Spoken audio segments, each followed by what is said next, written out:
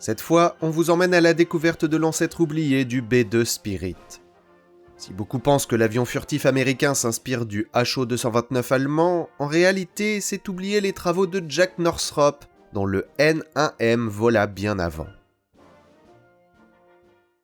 Très tôt dans l'histoire de l'aviation, des inventeurs du monde entier se sont penchés sur le concept fascinant de l'aile volante. En France, Alphonse Pénaud et Paul Gauchot déposent le tout premier brevet reposant sur cette idée dans les années 70. 1870. Mais Pénaud ne trouve pas de financement et meurt en 1880. C'est au début du XXe siècle que l'idée de l'aile volante tente vraiment de prendre son envol. On voit apparaître le Dooney D5 du Britannique John William Dooney en 1910. La même année, l'Allemand Hugo Juncker se dépose un brevet qui contient déjà toutes les caractéristiques d'une aile volante, mais irréalisable à l'époque faute de moteur et de matériaux adaptés. Ensuite vient le ptérodactyle britannique en 1925, l'A2 allemand en 1929, puis l'AV10 du français Charles Fauvel en 1933. Cette même année, les frères Horton font voler leur premier planeur. Pour ses partisans, l'aile volante est la forme d'avion la plus efficace possible. Traînée aérodynamique réduite, poids plus léger qu'une voilure classique, besoin de moins de puissance moteur et donc moins de carburant. Et bonus, beaucoup plus d'espace intérieur qu'un avion classique. En échange, la stabilité et la direction, elles, resteront longtemps un casse-tête insoluble. Aux États-Unis, le principal artisan de l'aile volante est incontestablement Jack Northrop. Dès 1929, à 34 ans, il fonde sa propre société, l'Avion Corporation, et conçoit son premier avion expérimental, le X-216H. Ce n'est pas encore une vraie aile volante. Pour des raisons de sécurité, il garde encore des empennages. Ses nombreux vols lui offrent une expérience précieuse. Mais fin 1929, la Grande Dépression frappe les États-Unis et Jack doit vendre sa société dès l'année suivante. Ce n'est pas le moment pour des concepts aussi atypiques. Il passe alors la décennie suivante à concevoir des avions plus classiques. En 1932, avec l'aide de Donald Douglas, il fonde la Northrop Corporation, qui sera absorbée par Douglas Aircraft en 1939. Jack décide alors de quitter son poste et refonde la Northrop Corporation la même année. Cette fois, il est déterminé à revenir aux ailes volantes. Il imagine déjà une grande aile volante de 21 mètres d'envergure basée sur son expérience avec le X-216H. Le projet, baptisé N1, est prévu comme un bombardier moyen pour 5 hommes. Mais sans contrat gouvernemental, il doit le développer sur ses propres fonds. Vu les coûts et les risques, il décide de commencer par une maquette volante de 11,50 mètres d'envergure, le N1M. Cette maquette fonctionnelle doit permettre de valider le concept et d'obtenir des données de vol réelles pour affiner la conception avant de passer au modèle grandeur réelle. La construction commence en juillet 1939, avec l'aide du célèbre aérodynamicien Theodor von Karman et de son assistant William Sears. Walt Cerny peut établir les plans à partir des dessins de Northrop. Le projet avance vite. En juillet 1940, le N1M, surnommé Jeep, est déjà prêt à voler. Le prototype mesure 11,80 mètres d'envergure, 5,47 mètres de long avec une surface à l'air de 28 mètres carrés. Étant donné son rôle de prototype, sa configuration aérodynamique peut être facilement modifiée pour les tests. Dièdre, flèche, centre de gravité, tout peut bouger. Les extrémités de l'aile peuvent même s'incliner vers le bas pour trouver l'angle offrant la meilleure stabilité. Le contrôle de l'appareil est assuré par des ailerons et des gouvernes de direction en extrémité d'aile. Sur un avion sans queue, les ailerons jouent à la fois le rôle de gouverne de profondeur et d'aileron. Le N1M est propulsé par 2 moteurs Lycoming 4 cylindres refroidis par air de 65 chevaux entraînant 2 hélices bipales. Pour l'aérodynamisme, les moteurs sont incrustés dans l'aile avec l'air admis par 2 larges ouïes sur le bord d'attaque. Dans la même idée, le poste de pilotage monoplace ne dépasse que par sa partie vitrée. Le train d'atterrissage est tricycle et escamotable, rentrant dans l'épaisseur de l'aile, mais une roulette arrière protège les hélices au décollage. Avec sa structure en épicéa recouverte de contreplaqué en acajou, le poids prévu était de 1680 kg. Mais lors des dernières vérifications avant le premier vol, on se rend compte qu'il est 90 kg plus lourd. Si ça peut sembler négligeable, ce léger excès déplace le centre de gravité vers l'avant, et l'avion ne peut même pas décoller. La jambe du train avant est alors rallongée dans l'urgence. Le N1M décolle pour la première fois, par accident, le 3 juillet 1940 à Baker Dry Lake, en Californie. Alors que le pilote fait des tests de roulage à grande vitesse, une bosse provoque l'envol de l'avion. Enfin, voler, c'est un grand mot. Il ne dépasse pas 1,50 m d'altitude et parcourt seulement quelques centaines de mètres. Plusieurs autres tentatives confirmèrent le problème. Dès qu'il dépasse cette hauteur, la traînée le ramène au sol. Même à ras de terre, il faut garder un angle précis, sinon l'avion retombe immédiatement. Mais tout n'est pas perdu. Il est stable et maniable en roulis et tangage, preuve que le concept a un vrai potentiel. Les allers-retours entre le lac à sécher et l'usine Northrop s'enchaînent alors.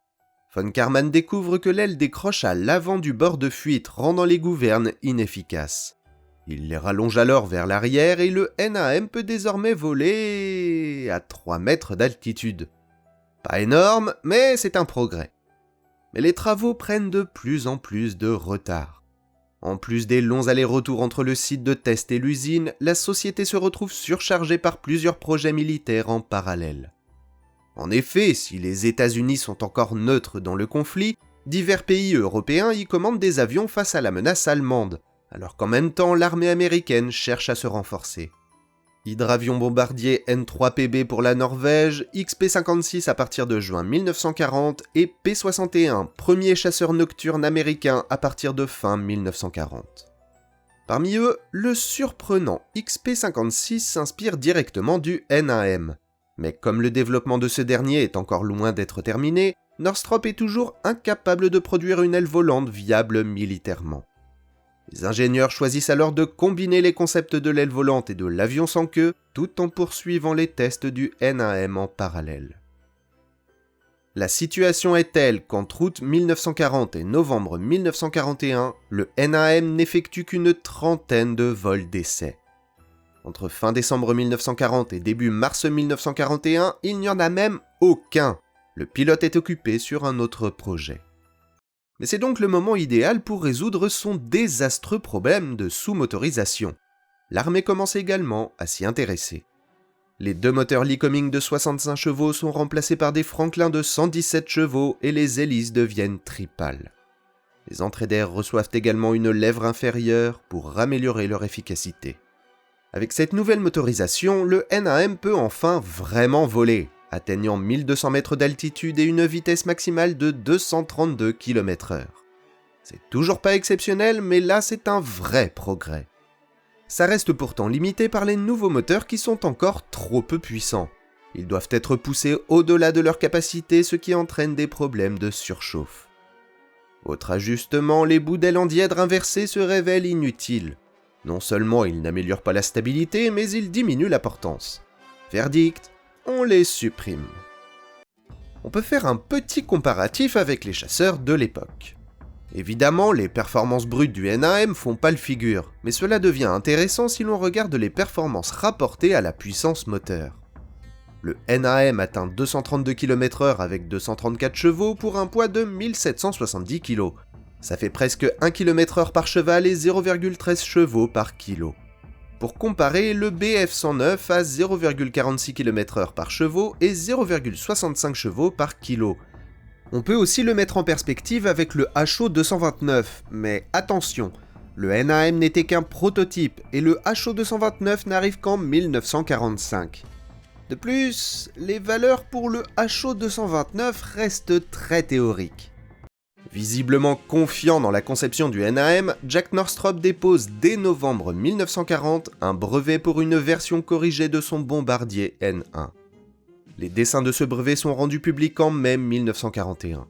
Certains pensent que ça aurait encouragé les autorités allemandes à soutenir les travaux des frères Horten.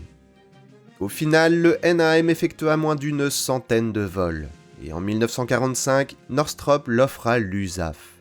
Aujourd'hui, on peut l'admirer au centre Steven Udvar-Hazy du National Air and Space Museum. Malgré ses performances modestes, le NAM marque la première étape d'une aventure qui va durer de nombreuses décennies. Il a prouvé la viabilité du concept d'aile volante et fourni des données précieuses à Northrop.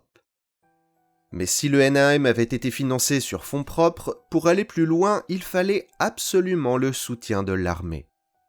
En temps normal, cela aurait été long et incertain, mais nous sommes alors en 1941, et les États-Unis, bien qu'encore officiellement neutres, se lancent déjà dans une production massive d'armes, et le président Roosevelt souligne lui-même l'importance de l'aviation militaire. Jack Northrop s'était également lié d'amitié avec le général Henry Arnold, chef d'état-major de l'Air Corps et grand partisan des bombardiers stratégiques. Intéressé par le potentiel des ailes volantes face aux bombardiers classiques comme les B-17 et B-24, il s'intéresse rapidement aux travaux du NAM. Le 13 mai 1941, Northrop lui envoie un compte-rendu des essais du NAM et écrit « J'ai aujourd'hui la conviction que nous pouvons construire une aile volante de transport ou de bombardement qui accomplirait la mission aussi bien qu'un avion de conception traditionnelle et de même puissance, mais avec un avantage de vitesse compris entre 120 et 160 km/h, ou à vitesse égale avec 2 fois moins de puissance installée. » Puis survient l'attaque japonaise sur Pearl Harbor le 7 décembre 1941, et le 8, les États-Unis entrent finalement dans la Seconde Guerre mondiale. L'armée réclame alors un bombardier capable de faire l'aller-retour New York-Berlin, sans ravitaillement et en emportant 4 tonnes de bombes.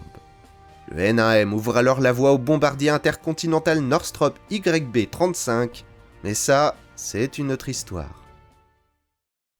Merci d'avoir regardé jusqu'ici. Si cette vidéo vous a plu, n'hésitez pas à poursuivre votre visite avec nos autres vidéos sur le même thème. Et pour ne rien manquer, pensez à vous abonner.